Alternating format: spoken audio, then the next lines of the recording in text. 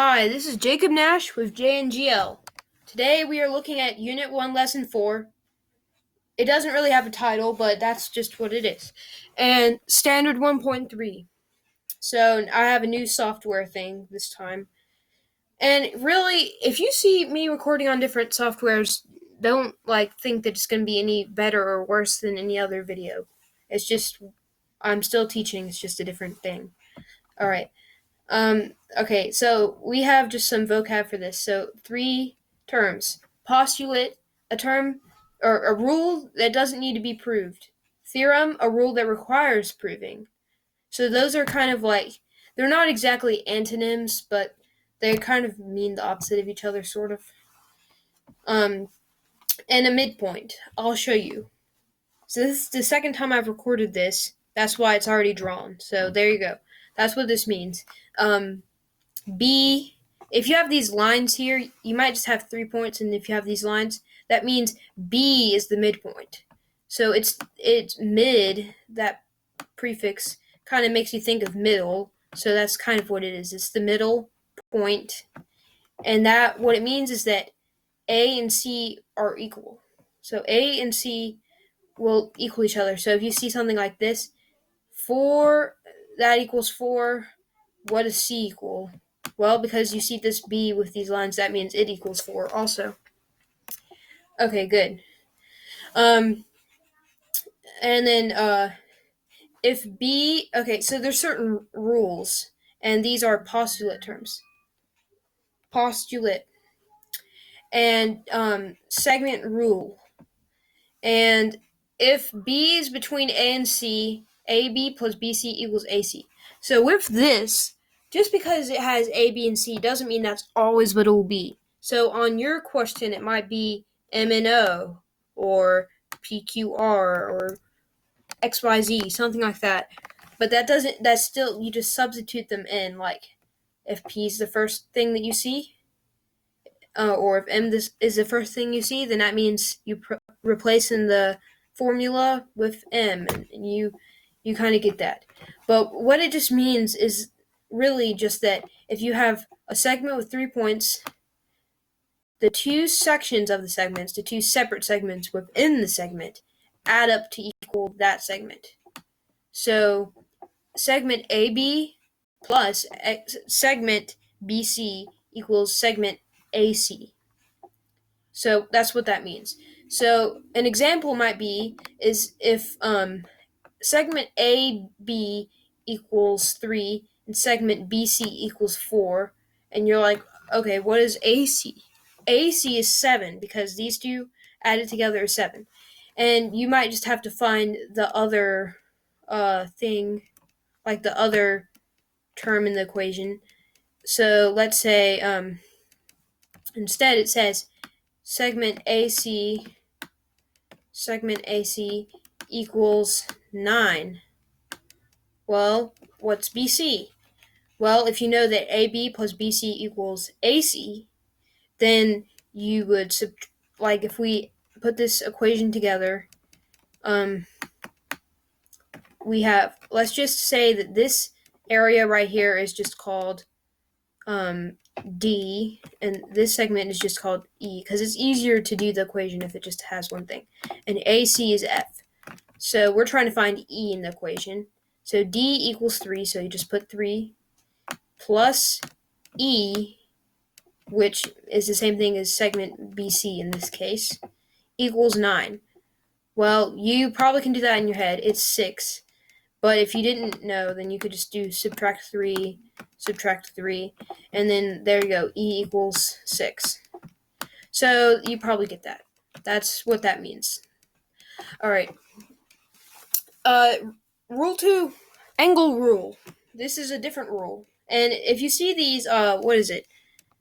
Less than signs? Really, I just meant angle sign, but I didn't know how to type that on the keyboard, so I just put that. Okay, so what that means, and once again, like with this one, these letters can be changed based on what question you have. But that's just based on this figure right here. So, angle ABD, or ADB, plus angle BDC DC equals angle ADC. That's kind of hard to say in a row.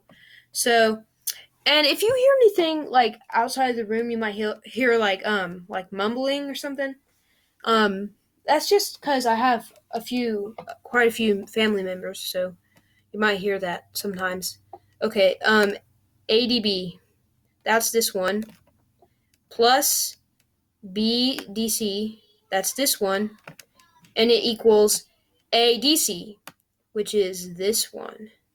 Now remember when we're naming the angles, the vertex, which is the one where they all intersect, that is what's the middle letter in what you're naming it. So DDD, that's why you see that.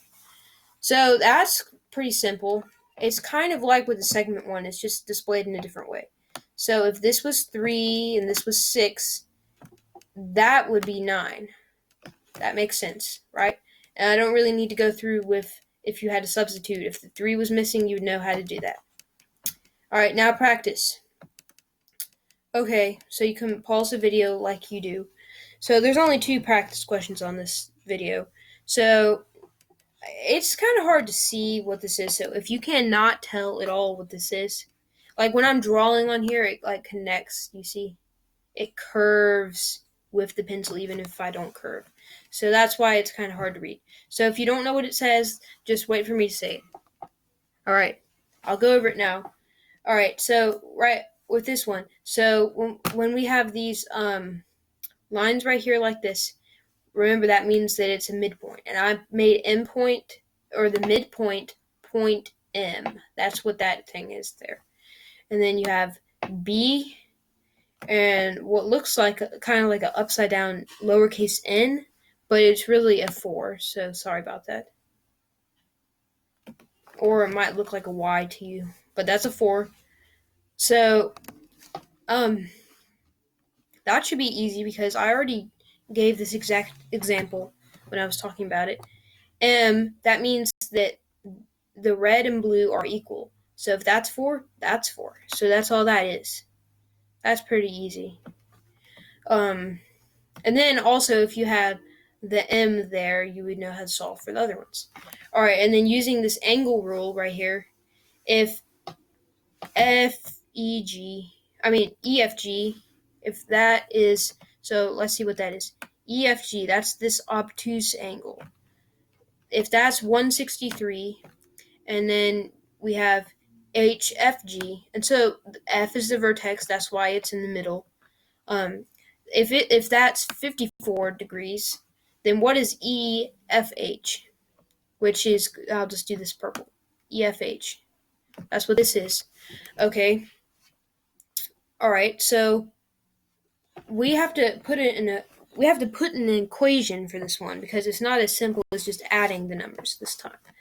So first we will do what we'll do is we know that we need to find EFH, and let's label that angle with the letter B. I'm just going to say that, B.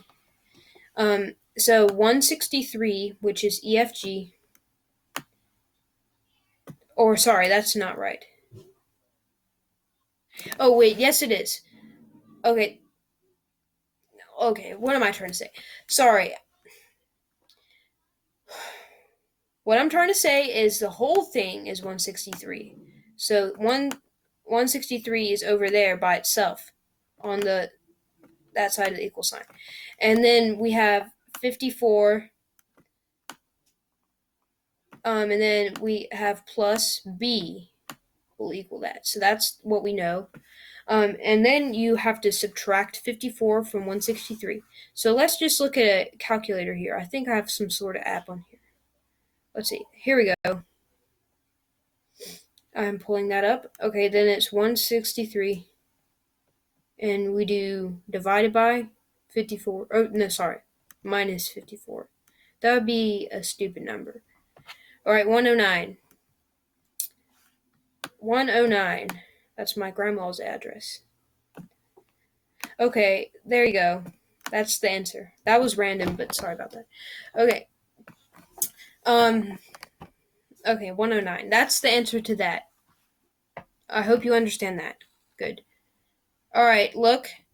Thank you. There you go. Thank you for watching this. And then a trivia thing right here. It doesn't matter if you know this because it has nothing to do with geometry. But I was actually just like doing a Google Earth thing, and I was just like, oh, what does it look like in this country? And I took this screenshot thing, and I thought that maybe you would wonder what it is. So, what country do you think this is? Is it Mozambique, Norway, or Argentina? All right, you can pause if you want.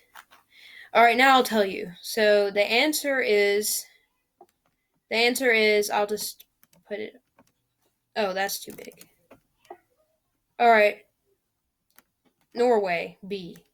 Now you might not think that. I mean, like mountains, you might think it would be Argentina, but it's actually kind of cool that like that's what it's like in Norway. I really didn't know that. I mean, one thing that you could probably tell that it's not Mozambique or Argentina is that there's snow on there. But anyways, that's just a thing. All right, thanks for watching. I'll make the other 1.4